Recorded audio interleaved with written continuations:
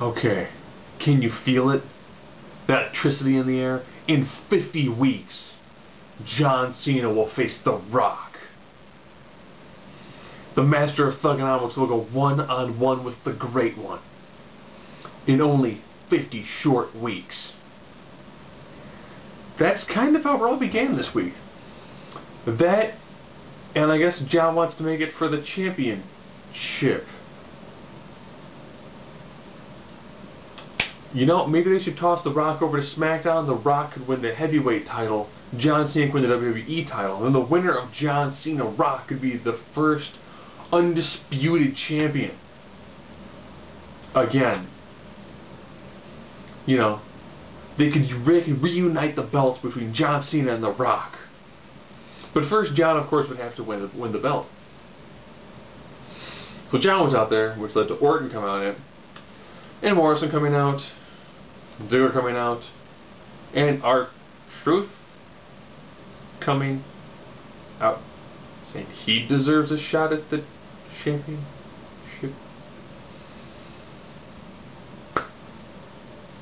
Maybe he does, which led to, I always think he beat the clock challenge. You know, it's a good way to do five matches in an event.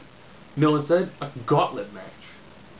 Good old-fashioned, two people start the match, one person gets pinned, another randomly assigned person comes down, and so on until one person is left, and that person is therefore deemed the champion. Well, actually, number one contender. And I was like, all right, cool. Yeah, that's pretty good. You get to at least see, you know, at least one decent match. And that was pretty much the opening for Raw. You know. Then we got to see a new Divas champion. One of the Bellas, whichever one, got to become champion. In a match that can only be described as meh.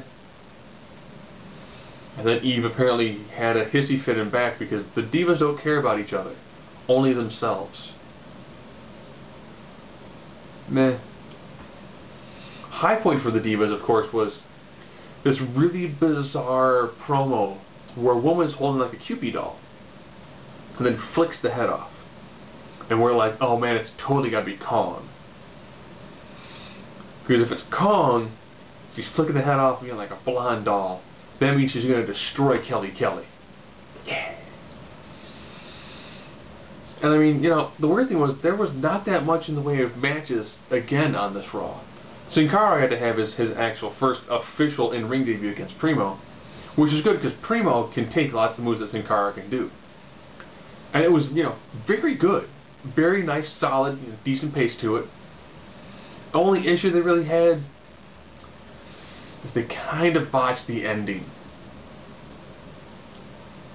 You know, Sin Cara kind of lost his balance because Primo went from standing on the top rope to crouching himself on the top rope. The turnbuckle was. So not where the rope gives, but where there's the hard, you know, metal link that has the piece of styrofoam around it. And then they had to reset for the top rope C4. I think they call it the Exploder. But either way, beautiful, crisp move, looked fantastic. Good to see it, great to see it. Also, Apple took Encore. That's allied people powered by the loathing of everything you stand for. It was Brian, Bourne, Morella, and Mark Henry took on Core. So Apple Core. It was actually a joke, they said during the match. And Core finally got to get another W in the win column finally. They've been doing a whole lot of nothing, you know. They're holding 3 belts. And they really haven't had anything good going for them in quite some time. So they're able to defeat the newly formed stable of Apple in an okay match. You know, whenever you do 8-man tag matches, they can become kind of chaotic, and this one did. Wasn't bad, you know. So right there, we're at like 3 matches.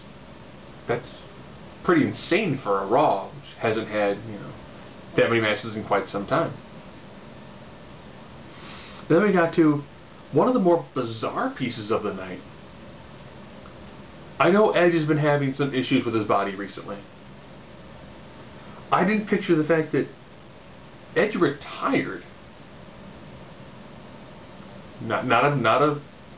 It doesn't appear to be a work, because Edge went in there and had probably like a good 20-minute speech about how he started wrestling, what he loved about wrestling, why he still loves wrestling now, and that his body just kind of went, no. Ever since he broke his neck and had his neck fused, it shortens your career from being, like a 10 to 15 year career to maybe best a 10-year career. And that was like 8 years ago.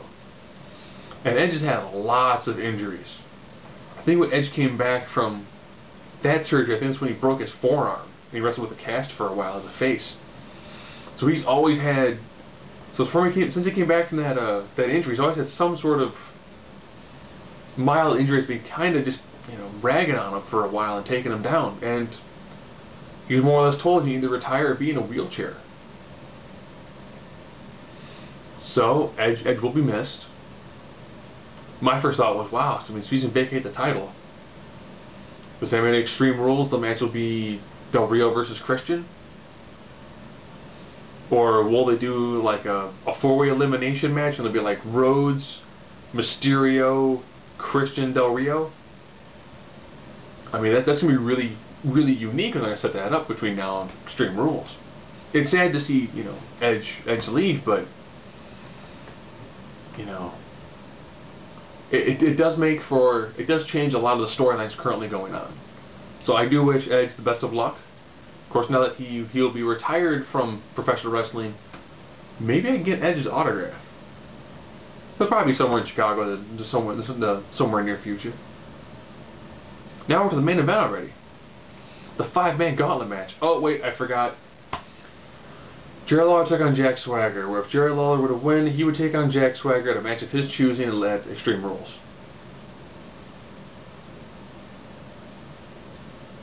And he actually had to roll up on Swagger.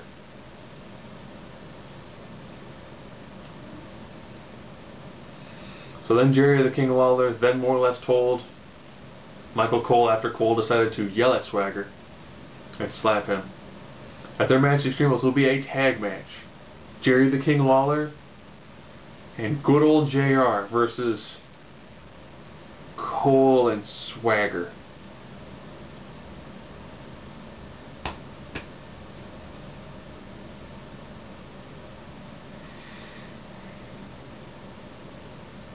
So for those of you who thought announcer versus announcer was a bad match for Mania, you now have announcer teaming with announcer, taking on announcer and a wrestler at an Extreme Rules pay-per-view.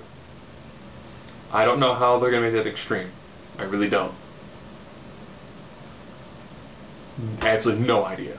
So now we're on to the 5-man Gauntlet Match to see who will challenge The Miz at Extreme Rules. We begin Ziggler and Orton. So you're probably thinking, oh, quick, easy win for Orton. No. Orton gets pinned by Ziggler due to some interference by the New Nexus. New Nexus then, of course, lays out Orton. So then you have Ziggler taking on who? Morrison. Morrison gets the pin on Ziggler. So, of course, now you know what you're down to. It's Morrison, R-Truth. Oh, my mistake. No. It was R-Truth Ziggler. R-Truth pins Ziggler. So we're thinking, alright, there's no way R-Truth is going to win this, because it's R-Truth. R-Truth takes on Morrison. Morrison misses Starship Pain and gets pinned by R-Truth. It is now down to R-Truth versus John Cena. I know what you're thinking. Cena has this in the bag. Unless it's a rap contest. As they're going back and forth, it's actually fairly solid back and forth,